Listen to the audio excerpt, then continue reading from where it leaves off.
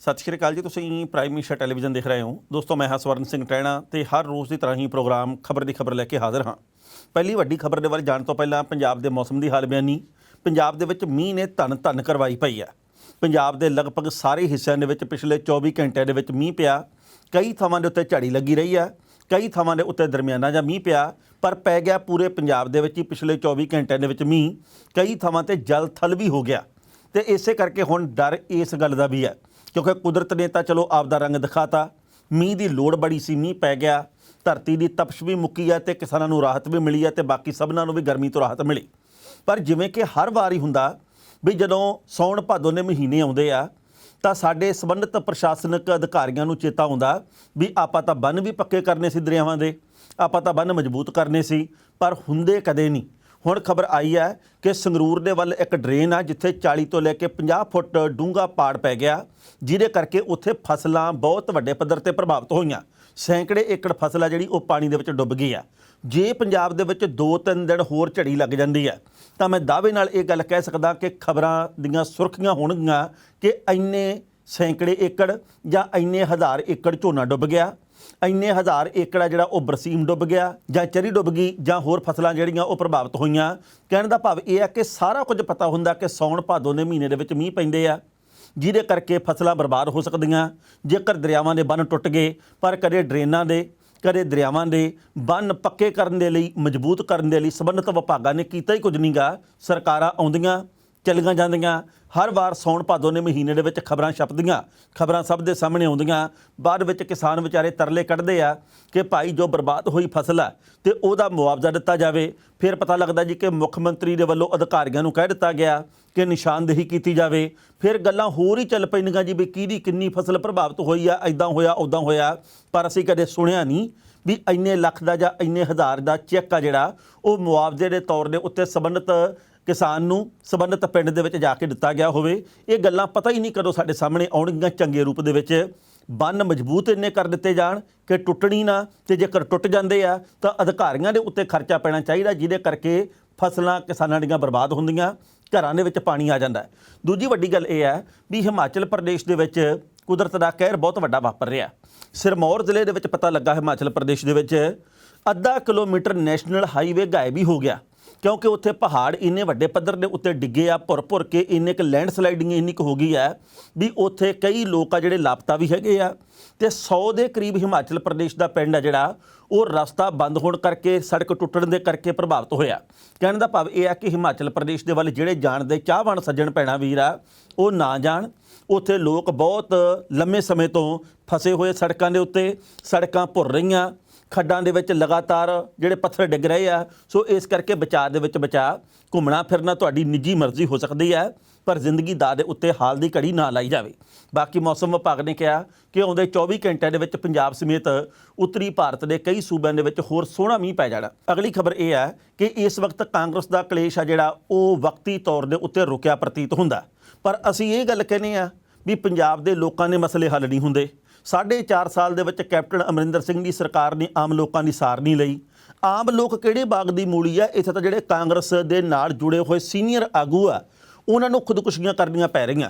जिस तरीके दे नाल खबर आई है दाखा खेत्र दे वल्लों, उत्थे हैप्पी बाजवा नां दे एक सीनियर कांग्रेसी आगू दे वल्लों नवजोत सिंह सिद्धू दे नां दे उत्ते वॉइस मैसेज रिकॉर्ड करके, यानी कि इस आवाज़ का संदेश जारी करके ते बाद दे विच जहरीली चीज़ खा के खुदकुशी कर ली गई है। उन्हें बहुत वड्डे सवाल खड़े करते हैं।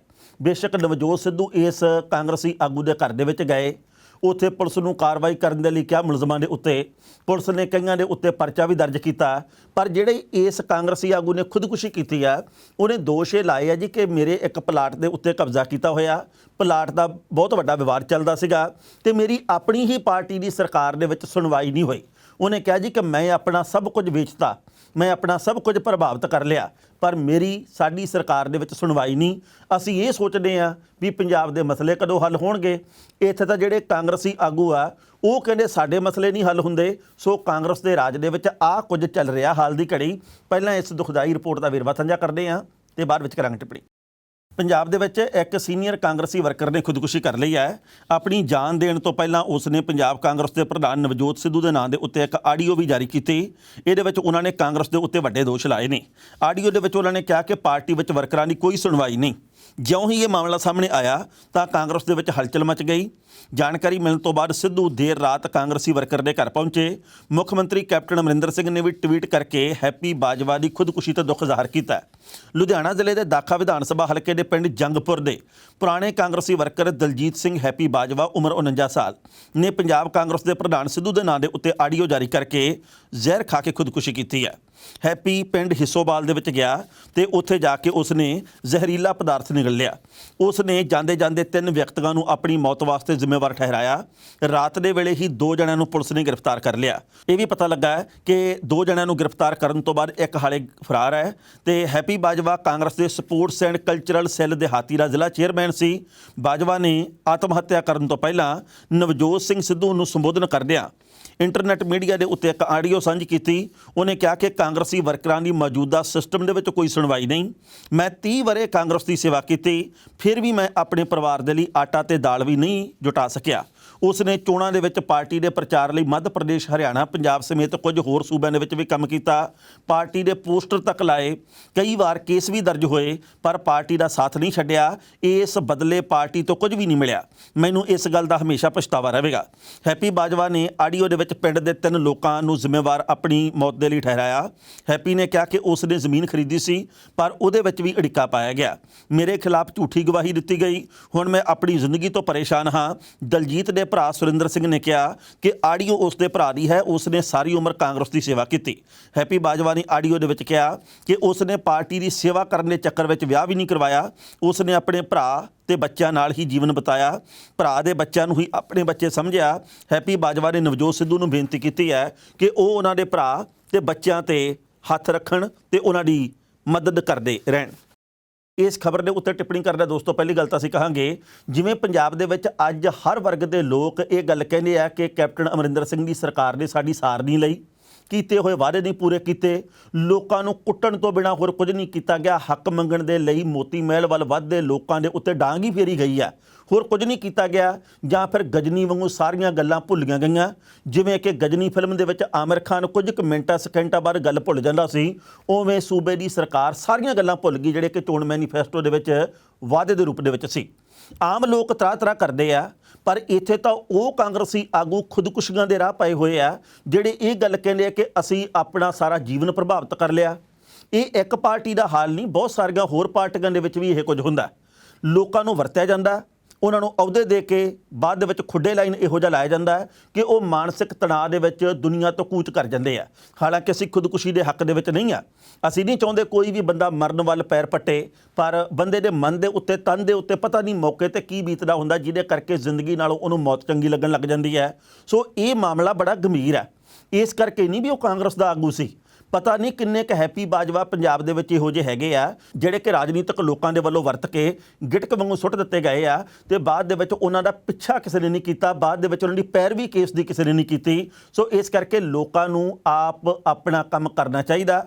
ਆਪਦੇ ਕੰਮ ਦੇ ਵੱਲ, ਆਪਦੇ ਪਰਿਵਾਰ ਦੇ ਵੱਲ ਖਿਆਲ ਕਰਨ ਦੀ ਜ਼ਰੂਰਤ ਹੈ। ਰਾਜਨੀਤਿਕ ਲੋਕਾਂ ਨੇ ਕਿਸੇ ਲਈ ਕੁਝ ਨਹੀਂ ਕਰਨਾ। ਇਹ ਕੁਝ ਕੁ ਲੋਕ ਹੀ ਹੁੰਦੇ। ਤੁਸੀਂ ਐਂ ਕਰੋ, ਇੱਕ ਦਹਾਕਾ ਪਹਿਲਾਂ ਵੱਲ ਝਾਤ ਮਾਰੋ। ਉਸ ਇੱਕ ਦਹਾਕੇ ਦੇ ਵਿੱਚ ਹੋਰ ਚਿਹਰੇ ਸੀ, ਉਹਨੇ ਕੁ ਚਿਹਰੇ ਉਦੋਂ ਸੀ ਜਿਹੜੇ ਰਾਜਨੀਤੀ ਦੇ ਵਿੱਚ ਸਰਗਰਮ ਸੀ, ਉਹਨੇ ਕੁ ਚਿਹਰੇ ਅੱਜ ਆ। ਬਹੁਤ ਘੱਟ ਲੋਕ ਆ ਜਿਨ੍ਹਾਂ ਨੂੰ ਆਮ ਬੰਦੇ ਨੂੰ ਮੌਕੇ ਮਿਲਦੇ ਆ। ਮੇਰੀ ਕੱਲ੍ਹ ਗੱਲ ਹੋਈ ਗੁਰਮੀਤ ਸਿੰਘ ਖੁੱਡੀਆਂ ਹੋਰਾਂ ਦੇ ਨਾਲ, ਜਿਹੜੇ ਕਿ ਜਥੇਦਾਰ ਜਗਦੇਵ ਸਿੰਘ ਖੁੱਡੀਆਂ ਜਿਹੜੇ ਕਿ ਦਰਵੇਸ਼ ਸਿਆਸਤਦਾਨ ਸੀ, ਉਹਨਾਂ ਦੇ ਸੁਪੁੱਤਰ ਹੈ। ਉਹਨਾਂ ਨੇ ਕਾਂਗਰਸ ਪਾਰਟੀ ਦੇ ਲਈ 17-18 ਵਰ੍ਹੇ ਕੰਮ ਕੀਤਾ।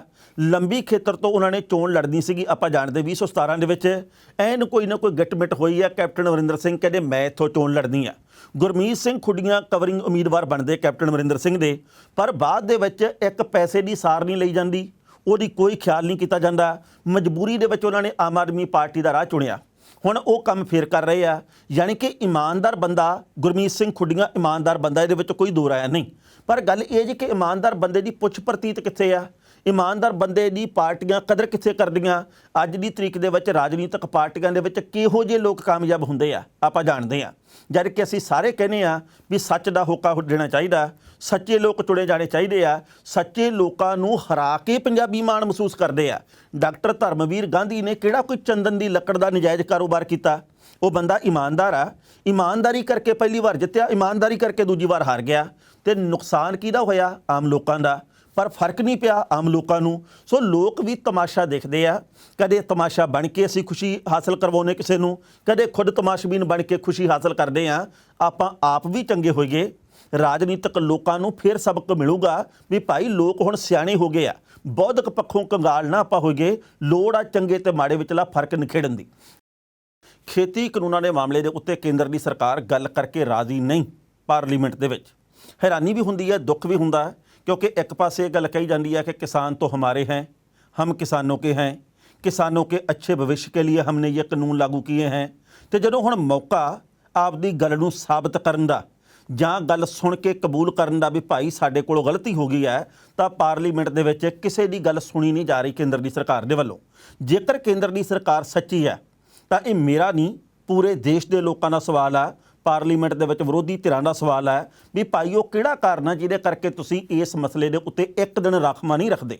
मंग सिर्फ इन्नी की जा रही है भी पार्लीमेंट का सैशन बिल्कुल सही तरीके नाल चलण दी आग्या देवांगे, असीं सहयोग भी देवांगे, पर एक दिन किहड़ा दिन रखना ये भी तुसीं तय कर लो। पर खेती कानूनां दे मुद्दे दे उत्ते आपां नूं चर्चा करनी चाहीदी है। पर केंद्र की सरकार इस गल दे उत्ते भगौड़ी है। कारण पता नहीं की है, ਜਿਹੜੇ इस वक्त अन्नी भगती करते हैं बीजेपी की, उन्हां दी नज़र दे विच भावें किसान गलत होण जां किवें भी होण, पर जो देश का अन्नदाता वो जदों सड़कों के उत्ते रुल रहा होवे, जदों मींह हनेरी झक्खड़ झुੱਲੇ ਨੂੰ आपदे पिंडे ਦੇ ਉੱਤੇ सहार ਰਿਹਾ ਹੋਵੇ ਤੇ ਤਰਲੇ ਵੀ ਕਰ ਰਿਹਾ ਹੋਵੇ ਤੇ ਜਜ਼ਬਾ ਵੀ ਦਿਖਾ ਰਿਹਾ ਹੋਵੇ। ਤਰਲੇ ਇਸ ਕਰਕੇ ਵੀ ਭਾਈ ਸਾਡਾ ਕਸੂਰ ਦੱਸ ਦਿਓ, ਜਜ਼ਬਾ ਇਸ ਕਰਕੇ ਵੀ ਭਾਈ ਅਸੀਂ ਪਿੱਛੇ ਮੁੜਨ ਵਾਲੇ ਨਹੀਂ। ਤਾਂ ਫਿਰ ਵੀ ਜੇਕਰ ਕੇਂਦਰ ਦੀ ਸਰਕਾਰ ਨੂੰ ਤਰਸ ਨਹੀਂ ਆਉਂਦਾ, ਜੇਕਰ ਉਹ ਆਪਣਾ ਫਰਜ਼ ਨਹੀਂ ਮਹਿਸੂਸ ਕਰਦੀ, ਤਾਂ ਦੁੱਖ ਹੋਣਾ ਕੁਦਰਤੀ ਹੈ। ਇਹ ਸੰਵੇਦਨਸ਼ੀਲ ਲੋਕ ਹੀ ਦੁੱਖ ਮਹਿਸੂਸ ਕਰ ਸਕਦੇ ਆ। ਮੈਂ ਕਦੇ ਕਦੇ ਹੈਰਾਨ ਹੁੰਨਾ ਜਿਹੜੇ ਲੋਕ ਕਹਿੰਦੇ ਵੀ ਕਿਸਾਨ ਤਾਂ ਅੰਨਦਾਤਾ ਹੈ ਹੀ ਨਹੀਂ। मैं सोचता हुन्ना भी तुसी भारत के वसनीक हो, चीक तुहाडी भी निकली पई है, जीभ तुहाडी भी निकली पई है 108 रुपये लीटर 107 रुपये लीटर पेट्रोल डीजल लैके, पर तुसी किन्ने क गैरतमंद हो।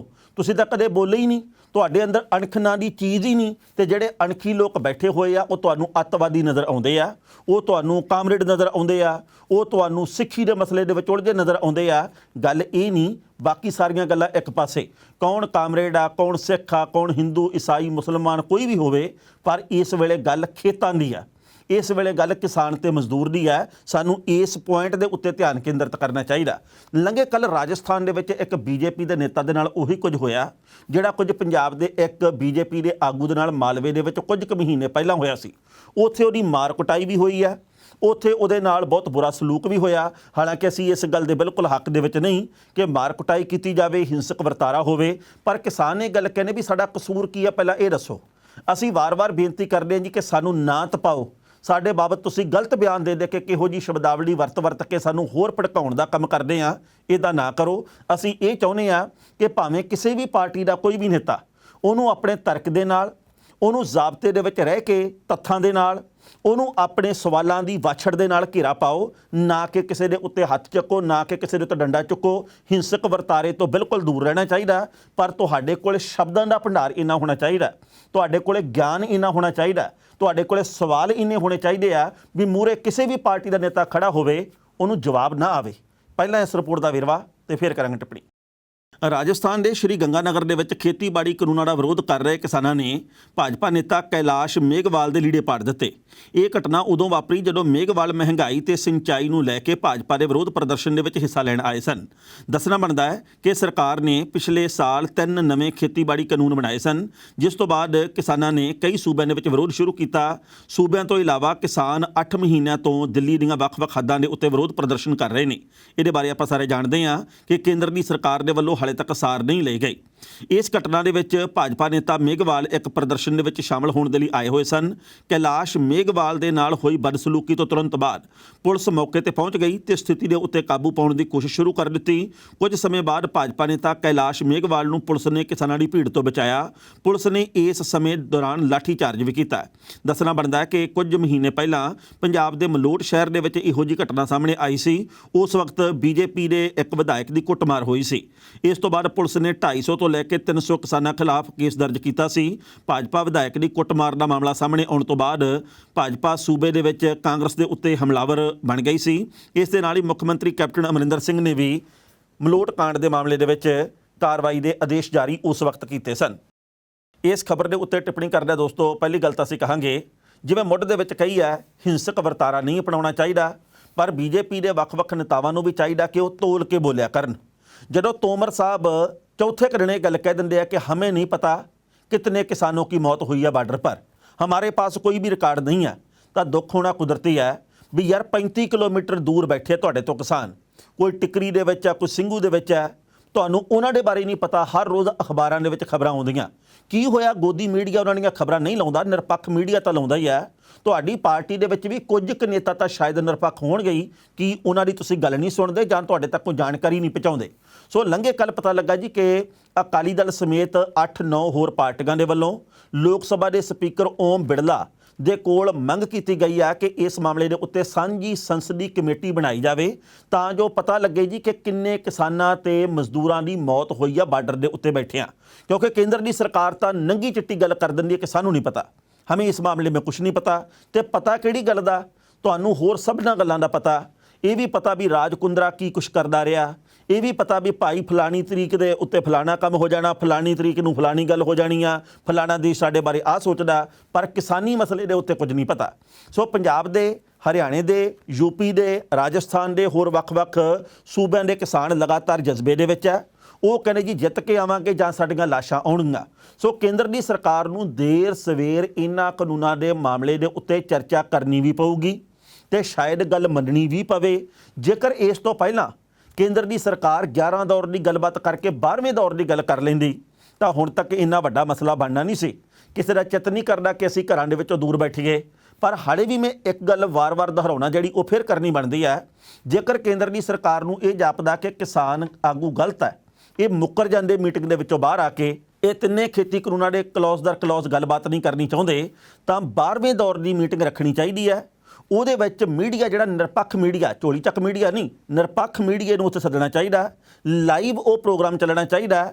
ਕੇਂਦਰ ਦੀ ਸਰਕਾਰ ਦੇ ਮੰਤਰੀਆਂ ਨੂੰ, ਕਿਸਾਨਾਂ ਨੂੰ ਸਮਝਾਉਣਾ ਚਾਹੀਦਾ ਵੀ ਇਹ ਕਾਨੂੰਨ ਲਾਹੇਵੰਦ ਕਿਵੇਂ ਆ। ਕਿਸਾਨ ਆਪਣੇ ਤਰਕ ਦੇ ਨਾਲ ਬੀਜੇਪੀ ਨੂੰ ਉੱਤਰ ਦੇਣ ਕਿ ਭਾਈ ਇਹ ਕਾਨੂੰਨ ਸਾਡੇ ਲਈ ਕਿਵੇਂ ਨੁਕਸਾਨਦਾਇਕ ਆ। ਦੁਨੀਆ ਭਰ ਦੇ ਵਿੱਚ ਵਸਦੇ ਲੋਕਾਂ ਨੂੰ ਪਤਾ ਲੱਗੇ ਵੀ ਕਿਹੜੀ ਧਿਰ ਸੱਚੀ ਆ। ਪਰ ਜਿਹੜੇ ਲੋਕ ਇਸ ਵਕਤ ਪਾਰਲੀਮੈਂਟ ਦੇ ਵਿੱਚ ਬਹੁਮਤ ਹੋਣ ਦੇ ਬਾਵਜੂਦ ਚਰਚਾ ਕਰਕੇ ਨਹੀਂ ਰਾਜ਼ੀ, ਉਹ ਬੰਦ ਕਮਰੇ ਦੇ ਵਿੱਚ ਮੀਡੀਆ ਦੇ ਮੂਹਰੇ ਕਿਵੇਂ ਗੱਲਬਾਤ ਕਰਨਗੇ, ਸੋਚਣਾ ਵਿਚਾਰਨਾ ਇਹ ਬਣਦਾ। ਸੋ ਗਲਤੀਆਂ ਬੰਦੇ ਤੋਂ ਹੁੰਦੀਆਂ, ਜੇਕਰ ਗਲਤੀ ਹੋਈ ਆ ਤਾਂ ਉਹਦੇ ਵਿੱਚ ਸੁਧਾਰ ਕਰ ਲੈਣਾ ਚਾਹੀਦਾ। ਮੇਰੀ ਬੇਨਤੀ ਉਹਨਾਂ ਲੋਕਾਂ ਨੂੰ ਆ ਜਿਹੜੇ ਕਿ ਗੈਰਤਮੰਦ ਹੋਏ ਪਏ ਆ, ਗੈਰਤਮੰਦ ਹੋਣ ਦੀ ਥਾਂ ਤੇ, ਵੀ ਭਾਈ ਤੁਹਾਨੂੰ ਵੀ ਡੀਜ਼ਲ ਤੇ ਪੈਟਰੋਲ ਦੀਆਂ ਕੀਮਤਾਂ ਉਵੇਂ ਹੀ ਮਿਲਦੀਆਂ ਜਿਵੇਂ ਕਿਸਾਨਾਂ ਨੂੰ ਮਿਲਦੀਆਂ। ਤੁਹਾਨੂੰ ਜਿਹੜੇ ਕਿ ਭਗਤੀ ਕਰਨ ਵਾਲੇ ਲੋਕ ਆ, ਤੁਹਾਨੂੰ ਮੁਫਤ ਦੇ ਵਿੱਚ ਜਾਂ ਅੱਧੇ ਭਾਅ ਦੇ ਉੱਤੇ ਕੁਝ ਨਹੀਂ ਮਿਲਦਾ। ਸਿਲੰਡਰ ਤੁਹਾਨੂੰ ਵੀ ਮਹਿੰਗਾ ਮਿਲਦਾ, ਸਾਨੂੰ ਵੀ ਮਹਿੰਗਾ ਮਿਲਦਾ।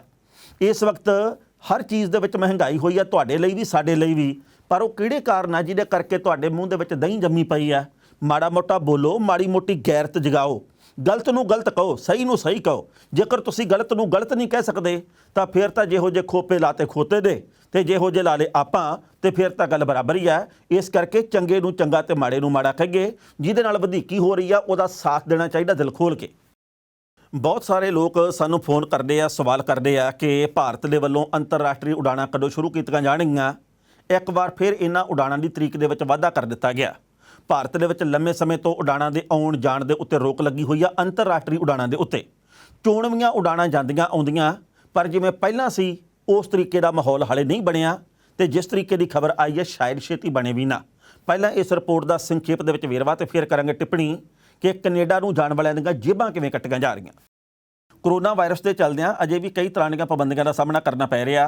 ਕੋਵਿਡ ਕਾਰਨ ਹਵਾਈ ਯਾਤਰਾ ਬੇਹੱਦ ਪ੍ਰਭਾਵਿਤ ਹੋਈ ਹੈ। ਅਜਿਹੇ ਸਮੇਂ ਭਾਰਤ ਤੋਂ ਅੰਤਰਰਾਸ਼ਟਰੀ ਉਡਾਣਾਂ ਦੇ ਉੱਤੇ ਲੱਗੀ ਪਾਬੰਦੀ 31 ਅਗਸਤ ਤੱਕ ਵਧਾ ਦਿੱਤੀ ਗਈ ਹੈ।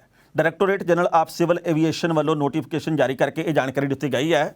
ਦੱਸਣਾ ਬਣਦਾ ਕਿ ਭਾਰਤ ਤੋਂ ਅੰਤਰਰਾਸ਼ਟਰੀ ਉਡਾਣਾਂ ਦੇ ਵਿੱਚ ਹੁਣ ਤੱਕ ਬਹੁਤ ਵਾਰ ਵਾਧਾ ਕੀਤਾ ਗਿਆ। ਇਹਨਾਂ ਦੀ ਰੋਕ ਦੇ ਪਿੱਛੇ ਕਾਰਨ ਇੱਕੋ ਹੀ ਹੈ, ਕਰੋਨਾ ਮਹਾਮਾਰੀ।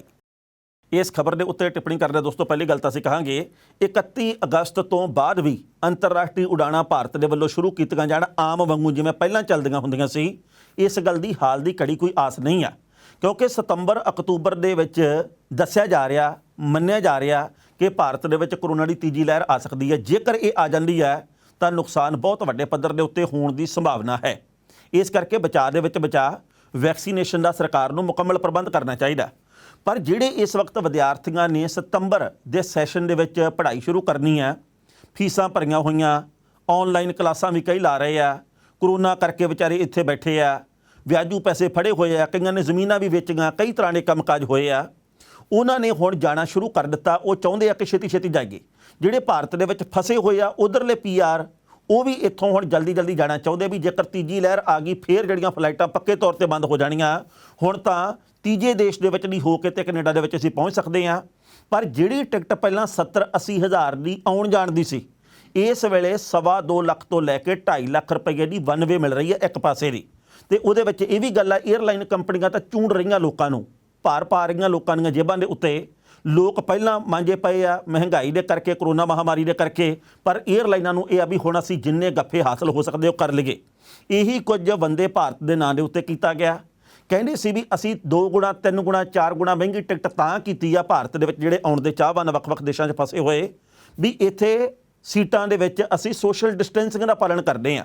ਪਰ ਮੈਂ ਆਪਦੇ ਅੱਖੀਂ ਦੇਖਿਆ, ਜੇ 3 ਸੀਟਾਂ, 3 ਦੇ ਉੱਤੇ 3 ਜਾਣੇ ਬੈਠੇ ਆ, 2 ਵਾਲੇ ਪਾਸੇ 2 ਜਾਣੇ ਬੈਠੇ ਆ, 4 ਵਾਲੇ ਪਾਸੇ 4 ਜਾਣੇ ਬੈਠੇ ਆ, ਗੋਡੇ ਨਾਲ ਗੋਡਾ ਖਹਿੰਦਾ ਹੋਵੇ ਤਾਂ ਫਿਰ ਕਿਹੜੀ ਸੋਸ਼ਲ ਡਿਸਟੈਂਸਿੰਗ। ਸੋ ਜਿਵੇਂ ਕਿ ਬਾਕੀ ਵੱਖ-ਵੱਖ ਥਾਵਾਂ ਦੇ ਉੱਤੇ ਫਸੇ ਹੋਏ ਲੋਕਾਂ ਨੂੰ ਚੂੰਡਣ ਦਾ ਕੰਮ ਕੀਤਾ ਜਾਂਦਾ, ਏਅਰਲਾਈਨ ਕੰਪਨੀਆਂ ਦੇ ਵਿੱਚੋਂ ਕਈਆਂ ਦੇ ਵੱਲੋਂ ਇਸ ਵੇਲੇ ਇਹੀ ਕੁਝ ਕੀਤਾ ਜਾ ਰਿਹਾ। ਸੋ ਬਾਕੀ ਵਕਤ ਦੱਸੂ ਕੀ ਬਣਦਾ, ਪਰ ਕਰੋਨਾ ਤੋਂ ਡਰਦੇ ਸਾਰੇ ਹੀ ਆ। ਖਬਰਾਂ ਦੇ ਉੱਤੇ ਵਿਚਾਰ ਚਰਚਾ ਹੋਰ ਵੀ ਕੀਤੀ ਜਾ ਸਕਦੀ ਸੀ। ਵਕਤ ਦੀ ਜੋ ਘਾਟ ਹੈ ਰੁਕਣ ਦਾ ਇਸ਼ਾਰਾ ਕਰ ਰਹੀ ਹੈ। ਕੱਲ੍ਹ ਨੂੰ ਇਸੇ ਵੇਲੇ ਖਬਰ ਦੀ ਖਬਰ ਲੈ ਕੇ ਫਿਰ ਹਾਜ਼ਰ ਹੋਵਾਂਗੇ। ਉਦੋਂ ਤੱਕ ਲਈ ਆਗਿਆ ਦਿਓ। ਬਹੁਤ ਬਹੁਤ ਮਿਹਰਬਾਨੀ।